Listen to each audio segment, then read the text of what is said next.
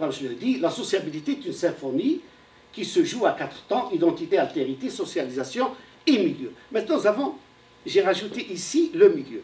Donc, voici de la part de l'individu, il se forme, il développe une certaine connaissance de l'autre, une certaine représentation de l'autre, il développe des valeurs, comment se conduire en milieu social et dans la vie sociale. Il développe également des compétences en matière d'adaptation à des milieux, c'est très important, c'est la sociabilité, mais également tout cela se fait à l'intérieur de quoi? À l'intérieur d'un espace social, d'un espace culturel. C'est ce que j'appelle le milieu, l'wasat ijtimaï. Donc il réagit, l'homme, l'individu ne fait pas ça d'une façon absolue, n'agit pas d'une façon absolue, mais il agit en interaction avec l'ensemble des variantes et des composantes de son milieu, qui sont les autres communautés, les acteurs sociaux, les pouvoirs publics, les institutions, la culture officielle, les médias officiels. Tout cela constitue, les politiques publiques, tout cela constitue l'ensemble de ce milieu qui, lui, prend assise sur un socle territorial. C'est toujours, tout ce milieu s'identifie par rapport à un espace physique. Donc, il réagit. C'est pour ça que le milieu doit également faire du sien. Pour cela, on reconnaît des milieux qui sont répugnants, ou des milieux invitants, des milieux d'équité, ou des milieux d'inéquité ou d'injustice, des milieux invitants, ou des milieux d'inclusion ou d'exclusion, et nous avons également, donc, dépendamment de la façon comment ce milieu, sa culture, ses médias, ses valeurs, lance comme message. Est-ce qu'elle lance un message de discrimination et de racisme, comme en France, on pousse toujours dans la même logique, avec le débat sur la déchéance nationale, on est en train de pousser toujours dans cette logique, ou bien ce sont des milieux qui, à partir du moment où on signale certaines déficiences en matière d'acceptation de l'autre ou d'inclusion, comme ici par exemple à travers la discrimination à l'emploi, immédiatement il y a une sonnette d'alarme et puis il y a un certain nombre de débats qui sont lancés et d'actions des gens qui commencent à bouger. Donc le milieu est très important dans cette symphonie. Maintenant, pour parler de la réussite ou de l'échec du projet de société, du projet du vivre ensemble. Qu'est-ce que nous pouvons rencontrer comme risques? Alors, les risques, comme je viens de le dire, soit de gagner le pari du vivre ensemble, ou bien d'échouer dans ce projet de société et de vivre ensemble. Et l'échec est très fatal. C'est pour ça que l'effet ou l'impact est très fort de ce risque. Maintenant, afin de ne pas arriver à des situations pareilles et puis de prévenir une certaine déficience de ce projet du vivre ensemble, il va falloir que l'on soit conscient des facteurs qui constituent des risques. Quels sont les risques? Les facteurs à risque sont 3. Une identité perturbée. Un individu qui a du mal à se reconnaître, qui a du mal à vivre, à s'accepter, qui a subi une expérience de formation individuelle fragilisée. Il y a mille et une raisons, ça commence par les carences physiques, les carences affectives, etc. C'est un individu qui aura beaucoup de difficultés à pouvoir s'adapter à la vie en société d'une façon globale et encore plus dans un milieu de forte diversité. Le deuxième facteur de risque, c'est la socialisation tronquée. La socialisation tronquée, c'est la façon comment cet apprentissage se fait, apprentissage social. À travers quelles valeurs et quels sont les principes de conduite que cet apprentissage a inculqué à l'enfant. Est-ce qu'il a inculqué à l'enfant que la réussite, c'est le partage, ou a-t-il inculqué à l'enfant que la réussite, c'est la rivalité et l'exclu par exclusion? Est-ce qu'on a inculqué à l'enfant que le défi ou la compétition se fait par la violence en tapant un coup sur la face de son voisin, ou bien lui a-t-on inculqué l'entraide et l'échange avec son voisin, dépendamment des valeurs, c'est très important. Dépendamment de la façon comment nous avons enseigné l'image, nous avons développé une image de l'autre aux yeux de notre enfant. Avons-nous propagé dans l'imaginaire de l'enfant une image diabolique de l'autre, le mécréant par exemple, en ce qui nous concerne?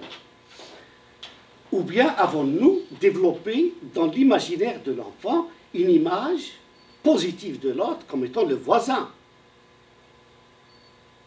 Comme notre prophète nous a recommandé d'ailleurs.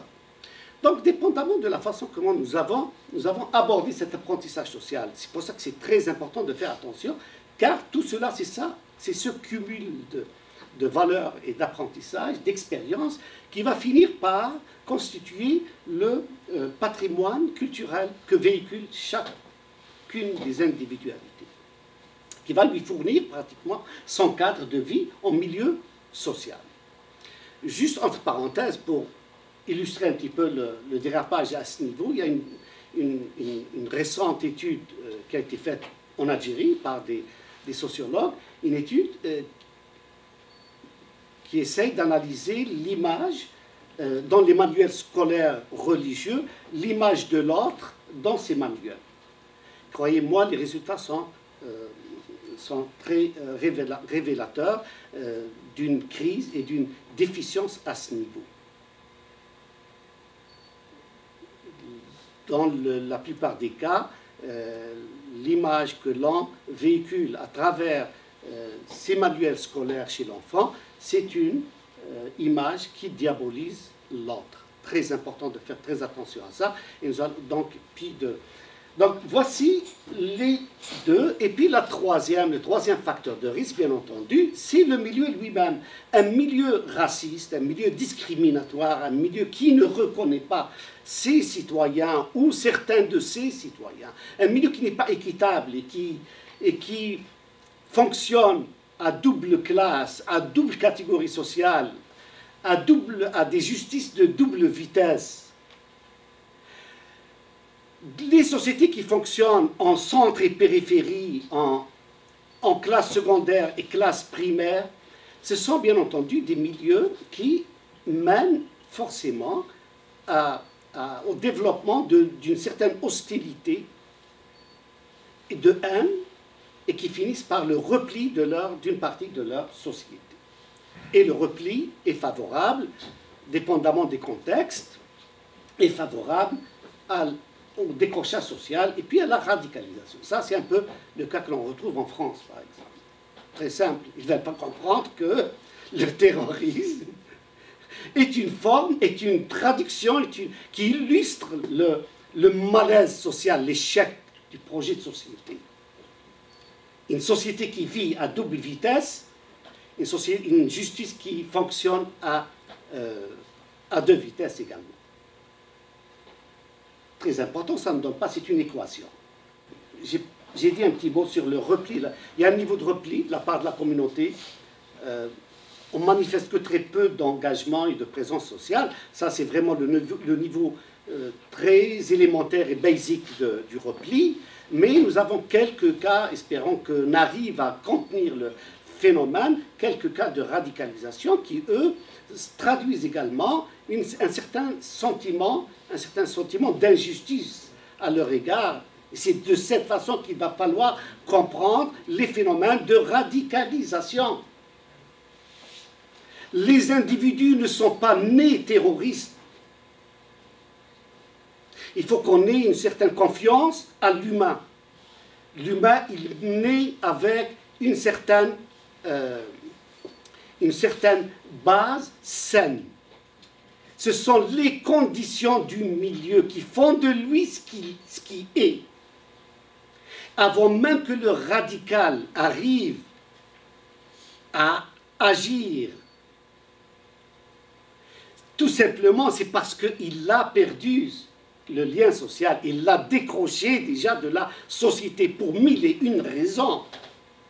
et qu'à partir de là, il est prêt à tomber dans le piège du suicide. C'est très simple. Le suicide, le terrorisme, qui en est une forme de suicide, et la dernière phase, c'est la phase finale. Il finit sa vie dans ça, c'est parce que, tout simplement, il a perdu espoir. Très important.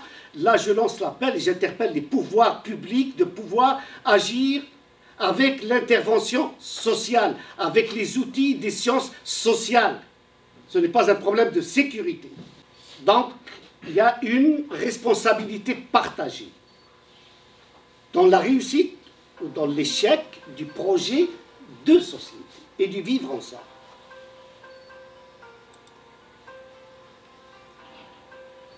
Maintenant, je vais terminer avec une... Je vais bientôt terminer. Je vais terminer avec une liste d'épiceries. Alors, qu'est-ce qui est attendu de la part du milieu? Là, ça constitue le programme que l'on doit, si nous sommes engagés dans la société, si nous assumons nos responsabilités, nos devoirs sociaux et citoyens, et si nous sommes bien positionnés au sein de l'action associative, et on pourrait avancer ce programme et le réclamer. Que le milieu soit inclusif, que le milieu soit équitable, que le milieu soit reconnaissant, porteur de valeurs qui alimentent le sentiment de fierté, porteur de tolérance, porteur de respect et de solidarité. Voici ce qu'on exige du milieu, pour qu'il fasse son devoir.